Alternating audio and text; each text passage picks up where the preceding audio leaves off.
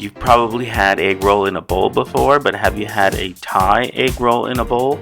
We're going to make that. All you need to do is brown 1 pound of ground beef or pork, add 3 minced garlic, half diced onion, and 1 tablespoon of minced ginger. Once that's all softened and the meat is browned, you're going to add 2 tablespoons of soy sauce, 2 teaspoons of rice wine vinegar, 2 teaspoons of sesame oil, and 3 tablespoons of peanut butter. Mix that peanut butter and the rest of the sauce in with the meat and make sure it's well combined, so mix it fully. And then once you do that, you're going to add a bag of coleslaw. I used a 400-gram bag of coleslaw here, and then I topped it with a cover, and I covered it for about 15 minutes on low to medium heat.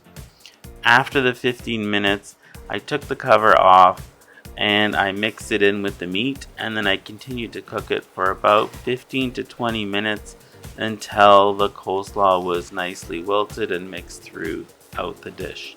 I then finished it off with sliced green onions and 1 teaspoon of sesame seeds that were toasted.